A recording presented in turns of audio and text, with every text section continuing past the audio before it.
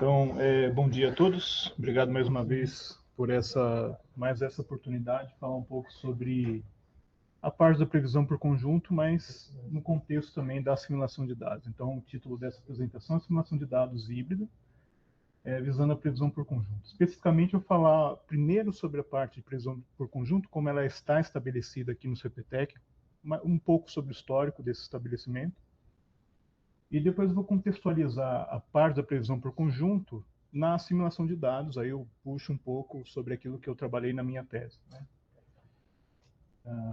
Então, é uma apresentação um pouco mais curta do que a de ontem, mas tem um pouco mais de figuras, aí a gente vai discutindo as figuras, né, ao longo da apresentação. Então, eu vou fazer uma introdução.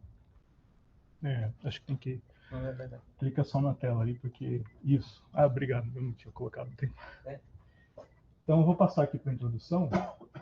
Eu vou falar um pouco sobre o estabelecimento da previsão por conjunto aqui no CPTEC. Isso remonta ao começo dos anos 2000, um trabalho da Mariane Coutinho, em 99, sobre a orientação do professor Bonatti, né? Então, eles utilizaram um método de Zhang-Krishnamurti, que visava a previsão de trajetória de ciclones, né? Utilizando uma técnica baseada em EOS. Essa técnica, especificamente, é utilizada até hoje aqui no centro, a partir do trabalho da Mariane, para fazer a perturbação da condição inicial, e essa condição inicial na época era a condição do NCEP e continua sendo ainda essa condição inicial do NCEP, né? Então, uma perspectiva que nós temos, uma vez que se estabelece a simulação de dados determinística aqui no centro, é naturalmente passar a utilizar a análise atmosférica que nós produzimos aqui, ao invés da análise do NCEP. Então, seria uma substituição, a princípio, imediata, né? Então, ao longo do tempo, ao longo de todas essas 2 décadas de desenvolvimento, essa metodologia, esse produto aqui dentro do centro, ele passou por vários aprimoramentos, recebeu contribuições de várias pessoas que se dedicaram a trabalhar com esse tema aqui no CPTEC. Aí eu cito o Marcos Mendonça, Renato Weisman, o próprio Christopher, vários alunos, bolsistas, colaboradores do centro que fizeram tese de doutorado, trabalhos de mestrado e outros tipos de trabalho utilizando não só a técnica, mas também os produtos da previsão por conjunto, né? Então, é uma forma também de reconhecer o esforço que várias pessoas colocaram dentro de um produto que, infelizmente, neste momento não está operacional no centro, mas que precisa voltar. Atualmente, a técnica foi migrada para a máquina XC50, e eu comecei, no começo desse ano, a fazer a migração também para a máquina Xeon, mas aí teve alguns outros problemas, né? Mas ao longo desse tempo todo foi executado praticamente todas as máquinas que o centro teve, inclusive o NEC SX6. Eu não sei se o SX4 em 99 era a máquina que estava aqui, mas passou pelo SX6, o Cray XZ6, que é a Tupã, né? O Cray XC50, embora não tenha sido operacional, mas foi feito todo o teste de validação para substituição da versão operacional no XC50, né? E a resolução, basicamente, ao longo desse tempo todo, sempre foi a mesma, né? Ou seja, o T126L28, que equivale mais ou menos a uma grade de 100 km próximo ao Equador, com 28 níveis sigma, considerando diversas iterações e versões do modelo global que o centro teve, né, ao longo do desenvolvimento, com 15 membros e um horizonte de previsões de 15 dias, então, considerando a previsão de tempo estendido, né? Então, aqui um pouco sobre o método de perturbação. Então, rapidamente vou tentar explicar. Inicia-se o método com uma condição inicial controle, que é nomeado como sendo controle, que é uma condição atmosférica. Então, são adicionadas perturbações randômicas em variáveis como os componentes horizontal e meridional do vento, temperatura, umidade e pressão. Uma peculiaridade é que nesse método, na versão atual dele, apenas a umidade ela tem um perfil característico. Ou seja, então, para cada nível vertical do modelo, você tem um valor específico de perturbação. E para as demais variáveis, você tem um valor fixo em todos os níveis, né? E uma melhoria que poderia ser feita também é criar um perfil específico para cada variável perturbada, né? Então, a partir dessa condição inicial controle, é feita uma simulação de 48 horas, com frequência de saídas a cada 3 horas. E a mesma coisa para as condições perturbadas no caso aqui poderia ser 7, né, no caso do CPTEC. E são feitas também previsões na mesma frequência e horizonte para todas essas análises perturbadas randomicamente. Né? Carlos, fazer uma pergunta. Pois não. Essa perturbação randômica com a temperatura, qual que é a ordem de grandeza? Aí eu não lembro exatamente, me desculpe, mas é como se fosse 1 Kelvin ou 0 ponto alguma coisa. Chegar a 1 Kelvin. Mas eu acho que é menos do que isso. Agora me foge. Mas, por exemplo, pressão é 1 hectopascal. Então, aí a partir dessas previsões que são geradas aqui, você aplica a técnica de OF nas séries de diferenças entre as previsões controle, cada uma delas perturbadas randomicamente. Então você obtém as perturbações chamadas ótimas, né? Porque dentro desse período de 48 horas você considera que o crescimento da perturbação do modelo ele está numa janela considerada como sendo linear. Então é uma janela em que você consegue entender de forma clara como é que é a perturbação do modelo, qual que é o erro do modelo, né? Depois essas perturbações aqui são escalonadas para ficar mais ou menos na mesma ordem de magnitude dos campos do modelo e depois são somadas e subtraídas. As 7 perturbações são calculadas de forma que você tem um conjunto final de 2n mais 1 membros. Né? Esse 1 aqui seria o controle, 2n seria somado, subtraído as 7 perturbações calculadas. Né? Então a situação operacional é em 2021, em 2020 de fato teve o Tupã parou, né? Teve uma parada emergencial, a gente ficou alguns meses sem a máquina operacional. Então, como o Ensemble rodava na Tupã, então parou. Depois de alguns meses, a Tupã voltou, mas não voltou tudo que rodava nela, inclusive o Ensemble. Então, ficou a tarefa de fazer a transição para a nova máquina XC50, né? Então, nessa época, foi aproveitado o ensejo para fazer a atualização do modelo também, ainda em coordenada sigma, mas passando para a mesma versão do modelo operacional determinístico, o BAN, na época. Então, a ideia, inclusive, era usar exatamente o mesmo executável do modelo determinístico para fazer uma configuração específica a previsão por conjunto, né?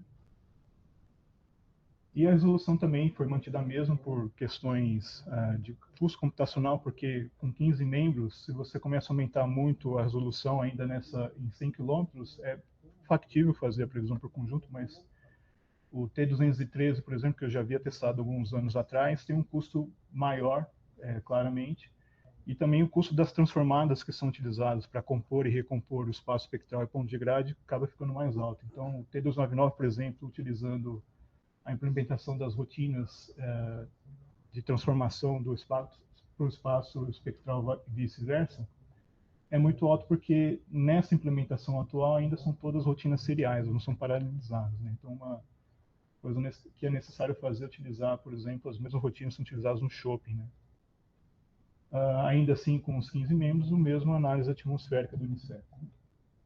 Então, com essa transição, foi estabelecida, eu nomeei essa versão de 2.2, né, e baseado também no modelo BAN, do Figueroa, ainda não é operacional, e foi feito um relatório de transição, aqui o relatório resumido, que foi inclusive apresentado no ano passado, e tem um expandido com mais informações sobre toda essa atividade do processo de transição. Então, se vocês pegarem depois essa apresentação e clicarem nesses 2 links, vocês vão obter esses 2 documentos, né.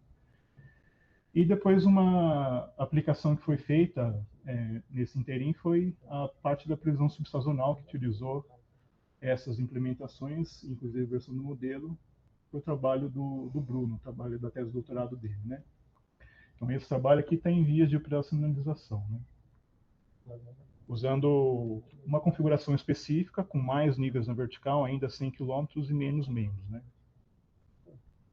Então, aqui só para dar alguns exemplos dos benefícios que nós obtivemos com a atualização da versão do modelo. Então, aqui eu tenho um campo de precipitação válido, é a média, né, do CMORPH entre maio e setembro. Então, basicamente pegando o período do inverno aqui no Hemisfério Sul. Então, eu fiz para o inverno porque, na época, eu tinha a pressa de fazer as simulações para poder cumprir com o processo de transição. Então, foi o que eu consegui fazer. Então, aqui o CMORPH, aqui o BAN determinístico de alta resolução, né, 20 km, também a média de precipitação para o mesmo período. Aqui seria a média do conjunto de previsões que era executado na geração anterior, ou seja, na Tupã. E aqui a média do conjunto de previsões para esse período gerado no XC50, ou seja, existe uma coerência muito melhor com relação ao que é observado pelo CIMORPH, inclusive com um band de mais alta resolução. Isso mostra também que, apesar da diferença grande de resolução, ainda as estruturas elas são todas coerentes, né? Inclusive um pouco mais aderentes com relação à observação. E em relação à geração anterior, a gente tem uma redução um pouco mais importante de precipitação de larga escala, que era um pouco mais exagerado na versão anterior do modelo. Então, isso é do mesmo período? É, do mesmo período. É estranho que você tem o 100 km, você tem a TCZ é mais intensa do que o de 20 km. Isso é um fator também. E aqui no Pacífico ocorre também esse exagero de precipitação, que também não é tão observado com 100 km aqui. Né? Mais coerente com o CIMORPH. Exatamente. Isso a gente observou. Então aqui, apesar de o campo de precipitação ele ser bem representado e algumas variáveis avaliadas de forma individual também, quando a gente avalia o skill também não ficou tão bom, na verdade. Né? Então aqui, só para exemplificar, eu peguei a altura geopotencial em 500 aqui sobre o hemisfério sul. Então, cada uma dessas curvas aqui representa, por exemplo, o azul seria o modelo determinístico, né? Esses dois experimentos, o laranja e o verde, representam o ensemble executado na máquina XC50, então, respectivamente, o membro controle e o membro médio. E o vermelho e o roxo aqui representam o ensemble executado na máquina Tupã, ou seja, a geração anterior, então, controle vermelho e o médio dos membros aqui em roxo. Né? Então, a gente vê ainda que na comparação do skill da altura geopotencial, né, a correlação de anomalia, a média dos membros gerada na Tupã é um pouco melhor ainda. Né? Considerando aqui, eu coloquei 50%, se eu colocar 60% como limite útil da previsão, a gente tem um cenário talvez um pouquinho melhor ainda assim, mas perceptível a diferença entre o desempenho dos modelos. Né? Quando a gente fala de ensemble, então a relação entre o desvio padrão dos membros do conjunto com relação à média, né, que é o espalhamento, e o erro quadrático médio do membro médio, a gente tem uma relação que não é muito boa também. Então, o ideal na comparação entre essas duas quantias aqui é que elas sejam próximas dentro do horizonte de previsão. E aqui a gente tem uma discrepância que é bastante importante, que precisa ser corrigida. Eu tentei aprimorar não, mas ajustar alguns métodos, alguns parâmetros do método de perturbação, mas é bastante difícil controlar o espalhamento da análise e fazer com que esse espalhamento se reflita de forma adequada ao longo do tempo de previsão. Então, essa é uma deficiência. Eu não sei se é exatamente atribuível ao método, se tem alguma outra coisa que a gente poderia fazer para melhor controlar isso, mas considerando só os parâmetros disponíveis no método de perturbação, é um trabalho que não é tão trivial de ser resolvido. Aqui, passando agora para plano futuro, né, em termos assim do que a gente poderia fazer para utilizar a nossa análise dentro do centro, a gente tem já em perspectiva estabelecimento da análise determinística, utilizando o framework do GSI, né, o framework variacional. E aqui, nesse caso, eu tenho um exemplo do framework variacional, considerando a aplicação do Ensemble Common Filter para o cálculo dessa matriz PB, que é a matriz de covariância dos erros de previsão. E essa matriz é utilizada para a gente poder fazer a atualização da matriz de covariâncias estática. Né? A gente, às vezes, chama essa matriz de covariância climatológica, mas ela é mais uma matriz estática no sentido de que ela não evolui ao longo do tempo. Então, imagina, você utiliza pares de previsão distribuídos ao longo de um ano, e você calcula essa matriz de covariância e usa ela todos os ciclos de análise. E isso faz sentido? Faz porque você, de certa forma, está representando o erro do modelo para cada ciclo de assimilação. Só que esse erro ele muda cada ciclo de assimilação porque o estado da atmosfera muda. Então, uma forma da gente poder atualizar essa matriz estática aqui é utilizando informação do Ensemble que capta dentro dessa escala de tempo, previsão de tempo, os erros do dia. Então, a gente faz uma combinação linear entre a matriz de covariâncias estática e a matriz de covariâncias atribuída calculada pelo Ensemble. Aí tem todo a ginástica que é feita aqui para lidar com os membros do ensemble, atualizar esses membros e gerar um conjunto de análises que pode ser utilizado ao longo dos ciclos de assimilação, para a gente poder calcular, então, uma matriz de covariâncias do ensemble, depois uma análise determinística e um conjunto de análises que pode também, eventualmente, ser utilizada para atualizar o próprio ensemble do CPTEC. Né?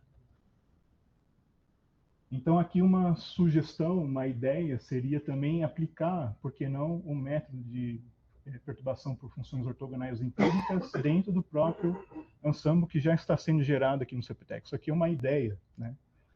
Não é algo que eu tentei fazer ainda. Vou mostrar adiante uma coisa um pouco mais imediata, que já a gente conseguiu fazer com a bolsista TC Mirni, né? Mas uma ideia seria não descartar o método de perturbação estabelecido aqui no CPTEC, que é bom, que tem resultados bons para a região tropical, mas incorporar ele também na rotina de perturbação do Ensemble Common Filter, ou desse framework aqui que envolve o GSI determinístico e o próprio Ensemble Common Filter, afinal, né? Então, juntando tudo, né, o que a gente fez dentro do escopo do trabalho do projeto PCI foi tentar juntar os dois conjuntos de previsão e entender o que ele demonstra, ou seja, será que existem características do ensemble proveniente do Ensemble Common Filter e do ensemble proveniente das EOFs que são diferentes e que, colocando todo mundo junto, a gente consegue enxergar características que são diferentes e que podem ser importantes? Então a gente combinou o resultado das duas técnicas, simplesmente peguei um ponto sobre a cidade de São Paulo, fiz a coisa mais simples que eu poderia fazer. E plotei os dois ensembles ao longo de 15 dias para ver o que acontecia, né? Então aqui eu já falei sobre a vantagem, né, de usar o framework da simulação de dados. Então esse exercício ele pode ser utilizado também dentro do contexto humano, mas eu acho que há várias coisas que a gente precisa estudar, entender, amadurecer, né? Mas ainda assim, utilizando o framework do GSI ou do JEDI, é factível da mesma forma, né? Então aqui só para vocês terem de antemão a informação que eu nomeei 3D Ensemble VAR como laranja e o ensemble gerado pelo MB09, que seria a técnica de OF, das curvas rosa e azul, né? Então, duas perguntas que eu coloquei para mim quando eu olhei a próxima figura. Então, o Ensemble Common Filter ele fornece características que complementam aquelas geradas pelas EOFs? Essa é uma questão. A segunda é a análise determinística do 3D Ensemble VAR, ou do Ensemble Common Filter, é um bom substituto para a análise do NCEP? Ou seja, a gente pode substituir a nossa análise do NCEP pela nossa análise? Então, aqui eu juntei um monte de membros, né? Então, peguei, como disse, um ponto sobre a cidade de São Paulo, previsão da pressão reduzida a nível médio do mar para 15 dias. Isso aqui válido entre 20 de dezembro até o dia 4 de janeiro de 2013. Então, juntando todo mundo, eu tenho esse ensemble aqui de 40 membros, mais 15 membros, né? Na verdade, tem até um pouco mais aqui, porque eu fiz outros experimentos, né? Então, por exemplo, esse rosa aqui seria a análise do NICEP, né? A análise do controle do NICEP do método MB09. O azul seria análise do NCEP, controle aplicado ao MB09, mas seriam só duas análises controle, duas análises diferentes. E aqui eu tenho o conjunto de previsões a partir da análise do CPTEC aplicado ao Ensemble Common Filter. Então, quando você olha aqui a curva verde, é um pouco difícil de ver, o Ensemble Common Filter ele tem um bias que diz que essa previsão de pressão ela tem que vir um pouco mais para cá. Diferentemente, quando a gente olha aqui os membros do conjunto do MB09 com a análise do NCEP, eles têm um outro bias que diz que o conjunto tem que vir para cá. O que você está dizendo para você que tem um bias na referência? Desculpa, Saulo, eu não quis, o que eu quero dizer é assim, que eles têm tendências, um tem uma tendência de vir para cá e outro tem uma tendência de ir para lá. É simplesmente o que eu estou apontando, né? Tem características distintas, mas eu não calculei um bias, né? Mas estou dizendo que eles têm apontam para cenários diferentes, né, dentro da ideia do ensemble, né? Exato, né? Então, em relação à média aqui e os respectivos controles também, né? Quer dizer, então, essas duas metodologias, elas fornecem resultados diferentes, e é claro, porque geram perturbações com padrões diferentes, de formas diferentes, né? Então,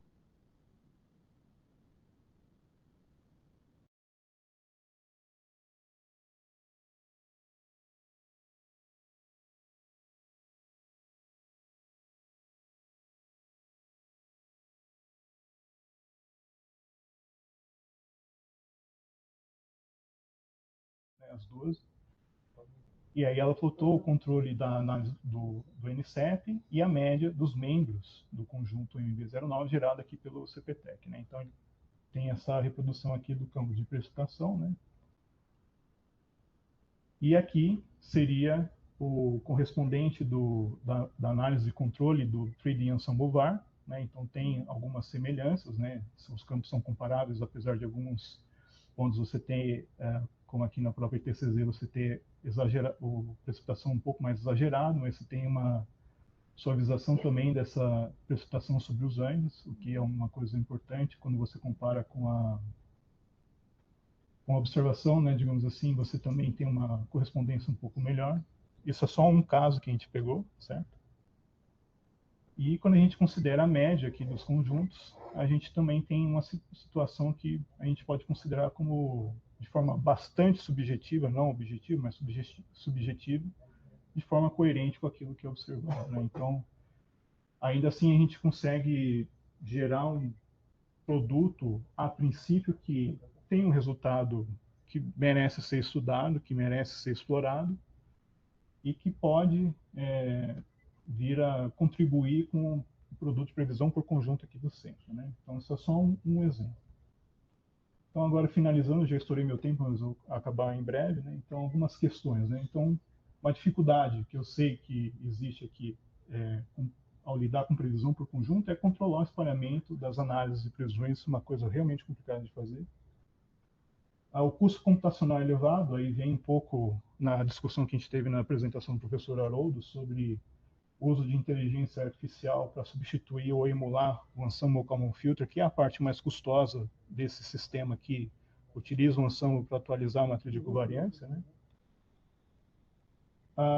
A gente tem que entender sempre qual que é a finalidade de um produto que tem um custo alto, né? No caso do Ensemble, qual que é a aplicação, né? A gente, às vezes, tem que ponderar aquilo que seria o melhor, que é a maior resolução, ou ter um conjunto maior, porque afinal o que o ensemble ele tem que representar? Tem que representar a incerteza. Então você não representa a incerteza com poucos membros, você precisa de bastante membros para representar a incerteza da previsão. Então, nesse caso, como a gente viu, a diferença entre a previsão de 100 km com 20 km na mesma versão do modelo, como eu apresentei no caso da precipitação, então, a gente, com baixa resolução, ainda assim, se a gente tiver bastante membros, a gente consegue cumprir com essa função do ensemble de representar a incerteza, porque existe uma aderência bastante significativa entre alta e baixa resolução, né? Então, com o centro do nosso tamanho, essas dificuldades, a gente precisa enxugar essas suítes, né? Essa é uma opinião que eu tenho, né? Então, se a gente tem uma assimilação 3D Ensemble VAR, que fornece uma análise determinística, um conjunto de análises, consequentemente, conjuntos de previsões, então a gente tem a assimilação, mais a previsão determinística, mais a previsão por conjunto, tempo estendido e subsazonal, né, como já se tem estabelecido aqui no CPTEC, né, usando, idealmente, a mesma versão do modelo, claro, com configurações específicas para cada aplicação. É uma atividade que requer mais pessoas envolvidas. No passado, havia mais pessoas trabalhando com previsão por conjunto, né? Mas eu acho que é preciso ter mais pessoas pensando na questão dos produtos, na aplicação dos produtos, nas avaliações, né, no entendimento do ensemble aqui dentro do centro, né? E a gente, de certa forma, tem que discutir a demanda por esse produto, né? O próprio professor Clemente comentou, acho que foi na apresentação de ontem, que todo centro quer ter a sua previsão por conjunto. Nós temos, mas não veiculamos. A gente precisa colocar isso na prática, né? Mas a gente tem que oferecer um bom produto, né? Não é só porque a gente tem, vai colocar qualquer coisa, a gente tem que ter um bom produto. Então, nesse momento, como a previsão subsazonal está em vias de ser operacionalizada, será que ela poderia ser utilizada também para previsão de tempo estendido? Acho que é uma discussão que a gente tem que ter em algum momento, né? E é isso, aqui algumas referências que eu listei ao longo da apresentação, né? E paro por aqui. Muito obrigado, Carlos. Alguém tem algum comentário para fazer para o Carlos sobre o tema? Éder, por favor. Bom, primeiro, eu, essa última frase que você falou aí, eu concordo 200%. A gente não tem ensemble, não evolui, né? Tem ensemble em todas as escalas, né? A gente precisa trabalhar nisso e eu acho que tem que investir pesado com o projeto e tudo mais, pensar no Ensemble. Sobre o resultado, eu fiquei com uma dúvida, não sei se eu não entendi bem a comparação que foi feita ali, MCEP e o método híbrido. Eu queria saber a comparação, na verdade, do método híbrido com o Trudvar. Eu não sei se acabou apresentando eu que não entendi direito ou não apareceu isso.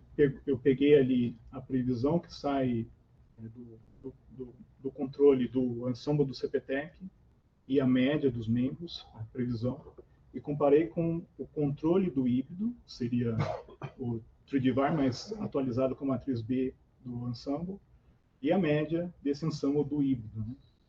Então foi isso que foi feito. Essa foi a comparação que foi feita. O Trudvar puro eu não coloquei ali. Né? Não, quer dizer, eu só estou pensando nessa ideia que até foi colocada pelo perguntou qual é a nossa visão, não respondeu, que é de um Trudvar, depois com um híbrido. Né? Então, acho assim, a gente tem que bater esse Trudvar puro. Né? Exato. A gente tem que estar sempre olhando para essa comparação. Né? O que a gente consegue fazer com o Trudvar puro e o que melhora. Exato. Porque a gente não se justifica a gente ter arcar com o custo do Ensemble se a previsão a partir da análise híbrida ela não bate o próprio Trudvar. Né?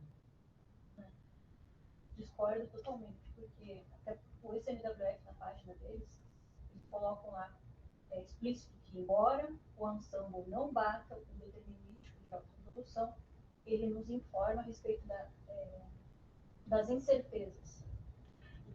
Sim. Então a gente não precisa bater a previsão por Ensemble. Não, a gente não precisa bater da assimilação, que é a atualização da matriz B, não é a previsão por Ensemble. A previsão por Ensemble te dá espalhamento, incerteza, e é importante. A questão que eu estou colocando com o Carlos é a atualização da matriz B. Isso. Nesse sentido. Eu entendo o que você está falando. Se o Ensemble, por exemplo, se o modelo que gera a previsão determinística ele é acurado, tem um mínimo de skill, então você pode esperar que o teu Ensemble, independente do médio de perturbação, ele vai gerar alguma incerteza. Sim. Aí a outra questão, que é difícil, como eu coloquei ali, é você controlar a evolução da incerteza ao longo da janela de previsão. Né? Então, nesse método, especificamente, na forma como ele é estabelecido, às vezes eu posso gerar um choque inicial grande no conjunto de análise, mas ele não necessariamente se reflete ao longo do tempo de previsão. Então, notoriamente, o nosso Ensemble aqui, ele demora alguns dias para você começar a ter um espalhamento adequado. Isso o próprio Bruno verificou no trabalho da tese dele. Né? Mas tem outras alternativas. Então, a gente sabe que já o Ensemble Common Filter tem uma característica diferente. Né? Então, ele gera perturbação num padrão, num regime bastante diferente. Então, é isso. Vou fazer uma pergunta. Você focou o seu método do ponto de vista de perturbação na condição inicial. Né? Uhum. Mas existem métodos de perturbação física, né? Em termos Sim. de colocar alguma perturbação randômica dentro da física durante a integração. Sim. Isso é muito feito para modelos regionais. Então, o ETA, não sei se ainda roda algum Ensemble do ETA aqui, mas ele era gerado com base, os membros com base em perturbações de parâmetros de física, convecção, por exemplo. Né? Então, roda um membro com um tipo de parametrização convectiva, outro membro com outro tipo, outro membro com diferentes parâmetros dentro da mesma parametrização. Né? Então, os modelos regionais, eles, em geral, acabam sendo aplicados, o ensemble deles é geral dessa forma. Aí tem super ensemble também, você pode, como se propôs fazer no começo do ano passado, fazer um ensemble dos modelos, e cada modelo tem um peso diferente, dado em função do skill. Né? É só uma questão sobre o ensemble, né, das metodologias. Né? Uma coisa que a gente tem que pensar na estrutura do CPTEC é que o ensemble é um produto importante, seja ele na assimilação ou não, mas a gente tem hoje só o Carlos trabalhando com isso praticamente. Né? De forma prática, né? Porque o pessoal do Global trabalha junto. Eu digo de forma prática é só o Carlos, né? E a gente não consegue avançar na assimilação de dados híbrida. Né? E então a gente deveria escolher um caminho a seguir e tentar seguir esse caminho. Por exemplo, né? Se a gente pensa em ir né, para assimilação de dados, a gente deveria investir nesse produto e trabalhar nesse produto, né? Porque é uma vantagem que a gente vai tirar tendo a matriz B a partir da assimilação híbrida.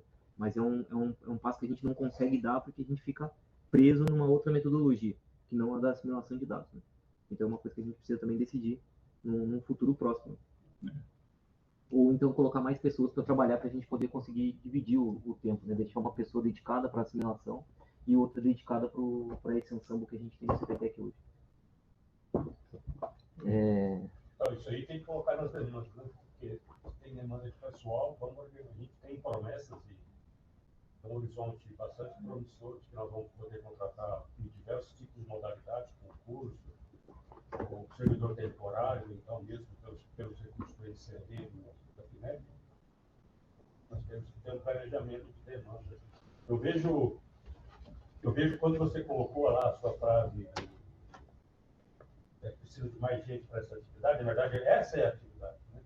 Acho que a gente vai sair desse paradigma de prisão determinante. E na verdade a prisão por ensemble, que é o nosso foco,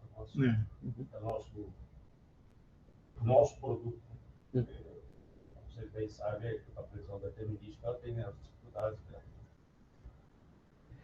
Eu acho que tem essa visão também, o grupo de assimilação. Que nós vamos mudar de paradigma para a questão do ensemble, para a educação. Ele Isso vai deve passar, estar nos planejamentos. Ele vai passar a ser, né, o grupo de ensemble, certo? A gente vê isso também como futuro. E outra questão, Oswaldo, que você está colocando o Haroldo apontou ali a necessidade. Eu não vou fazer, né? A gente nunca esperou que ele fosse fazer. Mas o Monan provê recursos humanos para pôr uma pessoa, a gente até está para conversar isso com ele oportunamente na nossa reunião, trazer uma pessoa orientada por ele, trabalhando aqui dentro do CPT, né? Para prover essas aplicações de redes neurais para nós aqui na operação. Nós temos que ver como é que a gente consegue incluir a contribuição efetiva da comunidade, por exemplo, o grupo do Clemente, o grupo do AU, quais são as demandas que eles têm para efetivamente ter pessoas trabalhando nesses métodos. Eles desenvolverem lá e um aqui, né, implementando de alguma forma. Tá bom, obrigado, Carlos.